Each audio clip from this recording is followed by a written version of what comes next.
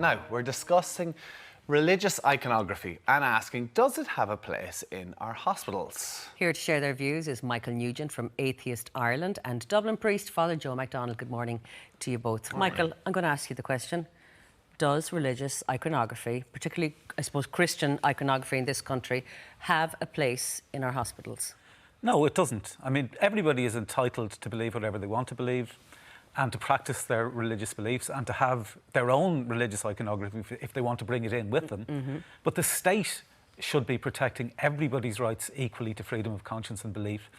And that means the state should remain neutral. The state should not be promoting either religion or atheism.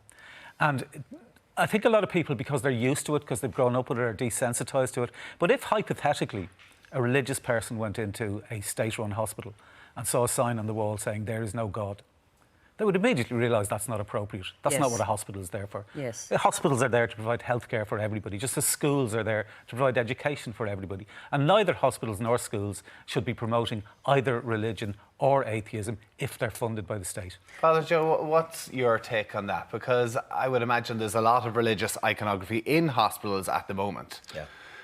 Do you think they should stay there? I suppose, as I listen to Michael, there's lots of me would get what Michael's saying and probably have more in common with Michael than lots of people would. And we know that from talking before. But I suppose for me, it's the practice of it. I see the practice, if I'm in hospital, and I'm in most weeks, either hospital or hospice.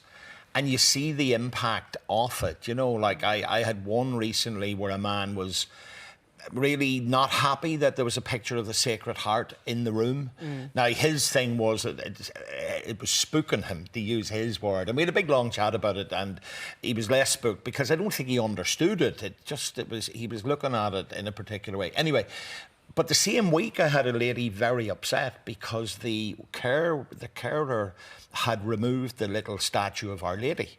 And she was getting great comfort from that, Now, I would take the view that this shouldn't be in people's face, you know what I mean? But I do think we should be trying to find a way of accommodating both. That if people want to have that, not necessarily on the wall when they go in, but if they want to bring it in, if they want to have it, because what we're talking about can be dismissed as peripheral, but within the Christian world, these things are core, like a crucifix is you're core. Saying that people should maybe bring it in as opposed to them being already in hospitals. So are you kind of, in a way, agreeing with what Michael is saying? I think, look, the reality is, I think we all know this, that we're moving towards a less religious country, and there's lots of good reasons for that, separating church and state and so on. But I suppose my question in that sort of new Ireland, which I can understand where, that, and the key word is inclusive, and, you see it in government ministers, and we're trying to promote a new modern democratic republic and less, entwined with religion. But my thing about that is, will there be a place in the new Ireland? Like, will it be okay to be a Catholic?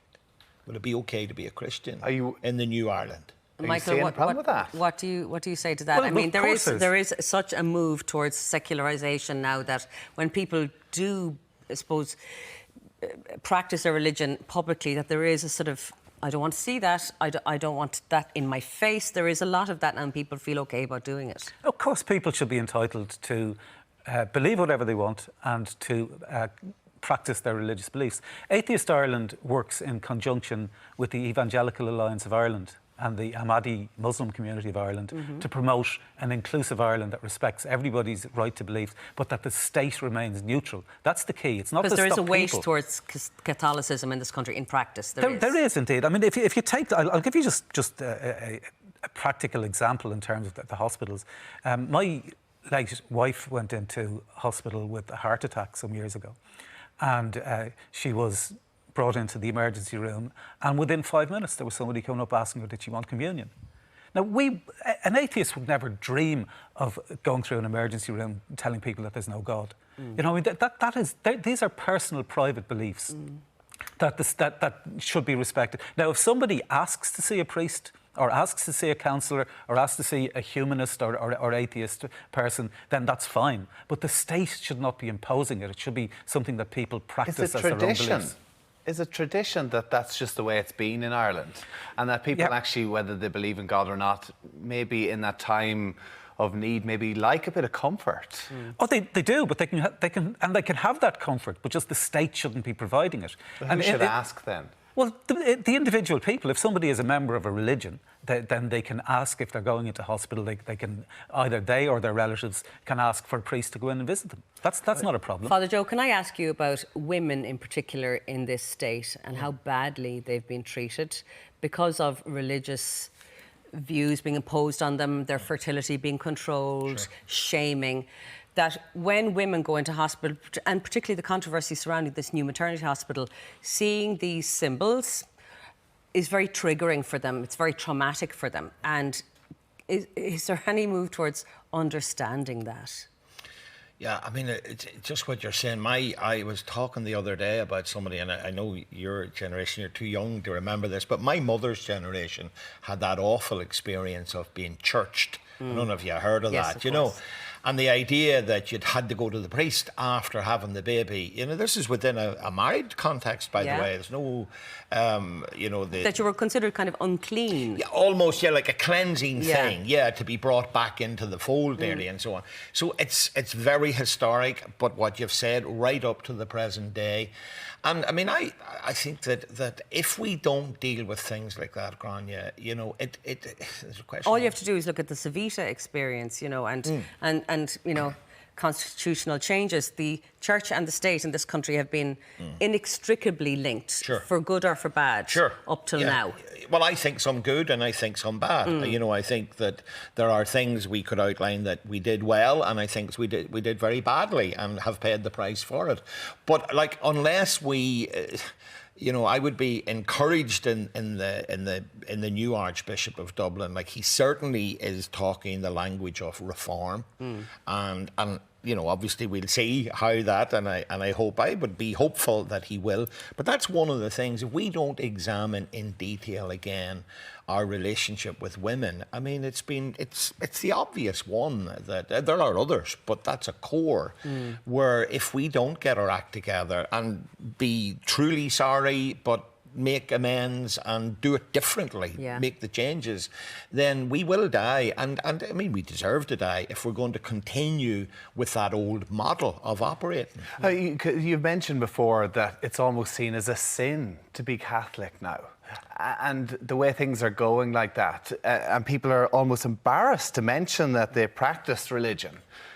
Yeah, I think it has swung that way. Now, I'm sure not everybody would agree with that, but like, I was in a restaurant there recently and we were in a corner. It was quiet, like I wasn't talking. And I just said, well, we say a prayer, we're going to bless the food. But one of our parties said, no, don't do that. I said, why not? She said, you're going to offend people. I said, you're going to offend people by saying a quiet prayer over food. You know, is that the stage we're at? And that's my question in it all. Anybody who knows me, like, I'd be very open to the reform, the stuff Grania's just raised, all that. But will we swing so far that you nearly will be apologising for any public... Michael, if you saw somebody saying grace at a table in a restaurant, would you actually be offended by that? No, or no? Not in the slightest. I mean, I not only have I no problem with people practicing their religion, I support people's right to practice their religion. The point that I'm making and that Atheist Ireland makes is that the state should not be promoting it. And the state should not be promoting either religion, or atheism. Or atheism. So the state where do we go with this then, though, Michael? Because we've seen some countries take this to quite extreme levels. And you think of France banning the hijab as well. You have, I mean, do you think that Ireland needs to just remove all religious symbolism? No, again, it's not a case of Ireland doing anything. It's recognising the distinction between the people and the state. The people have a right to practice their religion in whatever way they want. But the state, in order to protect equally everybody's right to practice their religion or belief, the state should remain neutral. The state, to use a sporting analogy, the state should be the referee. The state shouldn't be taking sides on those issues. They've enough to be dealing with in terms of the world we're living in without trying to engage in afterlife. What do you think about schools? schools, that's the absolute disgrace that even though Ireland has moved on, even though you mentioned referendums, we've had 3 referendums in a row now, marriage equality, abortion and blasphemy, where there's been a 2-to-1 majority in favour of a liberal secular approach to those issues.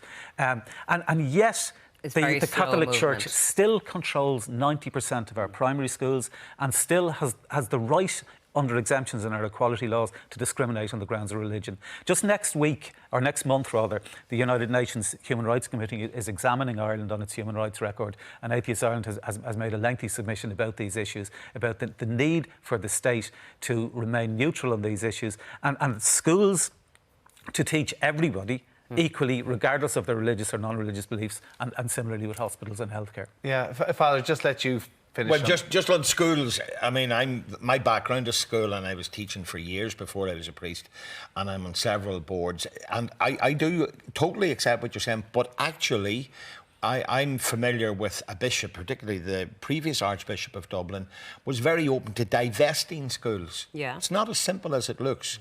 People don't necessarily want us to divest. You know, people keep saying Catholic Church is hanging on. I was involved with one school, and we consulted parents, we consulted staff. Everybody was very happy, and we were coming down to the wire. It was going to be divested. Divested.